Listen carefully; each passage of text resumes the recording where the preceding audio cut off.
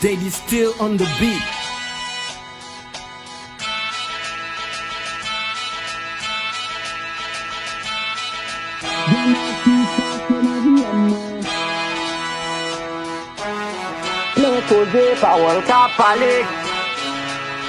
Check. En dan DM c'est là tout moun ka témoigner. Wap jwen parole c'est là tout secret dévoilé. Wap jwen message DJ, footballeur, quelques granatis. En dan DM c'est Kai Blodé, c'est là toute tactique déployée. Wap fait bandi dehors mais nan DM moun ou sensible. Wap jwen 2-3 nèg yo bloqué cause yo pas respecté principe. Wap jwen quelques femmes l'autre bord kap marché bay Blodé l'espoir. Wap jwen yon nèg captain yo gren repos qu'elle pap j'aime recevoir. En dan DM go ekoni qui vin yo proche. Wap jwen yon nèg qui go ménage, pendant ménage sa gen yon proche. Wap jwen message business nèg kap chercher fon ti bras. Et nan DM go femme kap flette ak plusieurs nèg lèl sentil raz. Wap jwen nèg koni ple nèg nan DM qui foni. Wap jwen yon nèg ak yo green high, salut bébé kap koni.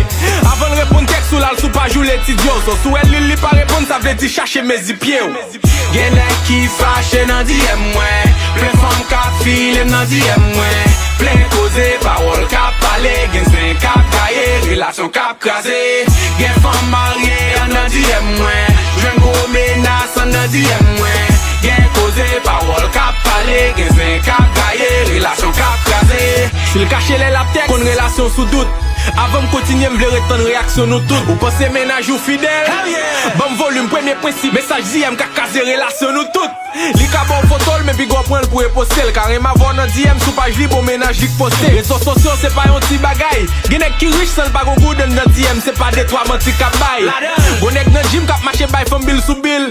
Bon femme fidèle kap lote garçon pile sous pile. Gen nèg kap écrit femme, mais prêt pour le kembo protocole. Gen vacabo kap offri femme l'argent pour le voyer protocole. Yo DM ka fori, mais en même temps tout le danger. Gen femme kap prêt pour l'exposer, le fait propre message ou enterré ou. Sous son figure public, yo screenshot ka détruit image ou. Nan DM moi j'ai un message zamou ka file bon ménage ou.